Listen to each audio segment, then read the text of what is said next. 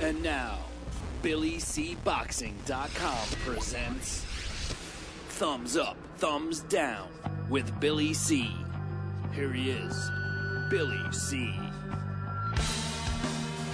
And we're coming at you from the Billy C studio in Lake George, New York. I'm Bill Calogero, and it's time for Billy C Boxing's. Well, wait, let me rephrase that. It's time for BillyCBoxing.com's. Yeah. That's it. BillyCBoxing.com's Boxing's thumbs. Man, is that can somebody make that a little simpler for me? Boxing's thumbs up, thumbs down for today, May 28th, in the year 2012. It happens to be Memorial Day, and because of that, I got my first thumbs up to all of the United States military. That includes our servers from the past, the present, and whoever's going to join our military in the future. These guys and gals protect us and protect our freedom here in the United States. And on this Memorial Day, it's geared to remember all of those and to appreciate the sacrifices that they make for us. We have a tendency to complain here in the United States. I know I certainly do. But I tell you one thing, there is no country like the United States, and thank you to all the military people that make that possible, because without them, I wouldn't probably be able to get away with half the stuff I'm saying here. So thumbs up to all the United States military. And you know what? I'll give a thumbs up to all of the militaries that are our allies here in the world, but especially to the Memorial. At least our allies for today, right?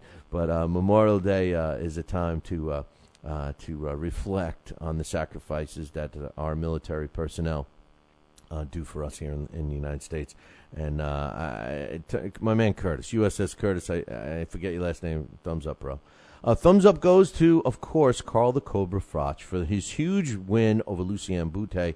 In boxing, history seems to repeat itself. Some of the past greats do everything perfect and have great careers, and some do it the total unorthodox way. To me, that's Carl Froch. Carl Froch does everything you're not supposed to do. He keeps his hands down. He fights. He throws punches from crazy angles. He doesn't seem to have good defense. But you know what? The guy keeps winning. In some of his losses, they were controversial, with the exception of the one that he just was outbeat. I personally thought that Lucien Bute was going to beat him, but I was wrong. And Carl Froch fought great, and this is a huge win for him. In my opinion, this win, and many people think he was already headed for it, but I feel that this win over Lucien Bute will solidify his future place in the International Boxing Hall of Fame. I know it will solidify his spot in the Billy C Boxing Hall of Fame. So thumbs up to Carl Froch and his gorgeous girlfriend. Gotta give her a thumbs up. Thumbs down goes to, I just gave Carl Froch all the credit in the world, and as a matter of fact, he got the thumbs up. Thumbs down goes to Team Bute. The reason why I've given these guys a thumbs down is because I don't know about you, but for me, I saw a totally different Lucien Bute fighting Carl Froch. I'm not taking away anything from Carl Froch. He was the better man Saturday, and most likely he's going to be the better man next time they fight as well. I just think that Carl Froch has too much punching power and too much of a solid chin to lose to Bute at this point. However, Bute did not fight what got Bute to an undefeated record leading into the Carl Froch fight. Bute traditionally is a very solid fighter. He's a guy that has a solid defense. He keeps his hands up. He throws a jab. He works the body relentlessly. He comes in. He throws a vicious uppercut. He does all of these things that we didn't see on Saturday night. As a matter of fact, the way I'm terming it is Lucien Bute was trying to out-Froch Carl Froch, and he was fighting Carl Froch's style. His hands were down. He was trying to do what Carl Froch was doing to him. He was trying to do it back. Maybe it was the crowd. Maybe it was the fact that it was the first time he was fighting, in front of a crowd that was not all rooting for him. I don't know what it was, but I basically give a thumbs down to the whole entire team. I'm not singling out Lucien Bute, but the whole entire team for coming up with a piss-poor game plan. And it reminds me of one other fight off the top of my head real quick here on the fly. Marvelous Marvin Hagler was one of the best fighters in the middleweight division, clearly of the 80s, but he happens to be on my all-time list, top 25. And when he fought the famous fight against Sugar Ray Leonard, what did Marvelous Marvin Hagler do?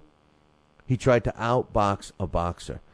Lucien Bute tried to out-Froch Carl Froch. Can't happen. Thumbs down to Team Bute. Thumbs down to many of our referees we have today. Listen, I do not want everyone to think that I'm dissing all the referees, because I'm certainly not. We have a lot of good referees, and I'm going to throw in the judges too. We have a lot of good judges, but you know what? Too much of late have we seen some crazy stuff by referees and some crazy stuff by judges.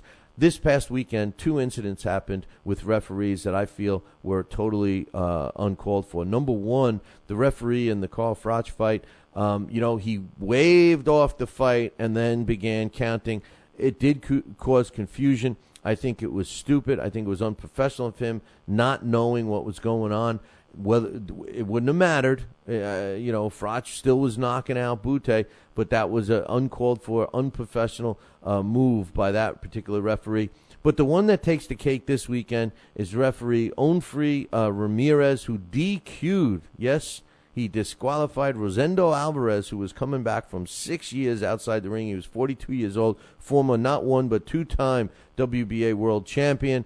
He had a record of 37 wins, 4 losses, and 2 draws. Came back to make a comeback against not a layup fight against Jean Sampson. After the 4th round, referee Ramirez stepped in and disqualified Alvarez for what? For disrespect. He felt that he was disrespecting him. Ramirez felt that Alvarez was disrespecting him, so he disqualified him. WTF. Are you kidding me? It's bad enough in baseball we have to deal with referees that get, umpires that get all, if a batter looks at them, or if a coach questions a strike, they get disqualified, get tossed out of the game. But we're talking about boxing here. We're talking about a combat sport. We're talking about fighters that have to change their mentality before they enter into that ring. And you're going to disqualify a guy because you think he said a word, because nothing happened. Now, granted, if Alvarez, pushed or punched or did something to referee Ramirez, that would have been a different story. He would not have been on my thumbs down for today, but he didn't. It was words, and referee Ramirez, sticks and stones, man. You're in boxing. I think that's a thumbs down for the referees that don't have control. We need to police our referees. We need to police our judges. This is getting out of hand. Too many times are we seeing some crazy stuff. And finally, thumbs down. I hate, and I really mean to say this, I hate to beat a dead horse, but this entire Greg Sirb thing, the ABC Boxing, Mohegan Sun, Oliver McCall thing, this is a joke. I ask for one thing. Show me why Mohegan Sun apparently put Oliver McCall on indefinite suspension. Show me when he fought on that time, which was earlier this year, where he fought and was put on suspension. If he failed a medical, that's one thing. You don't let him fight. But as far as I know, where's the jurisdiction?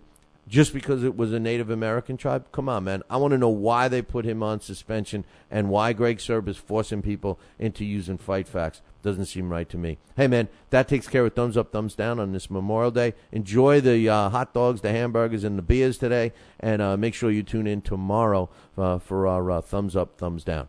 Ciao, baby.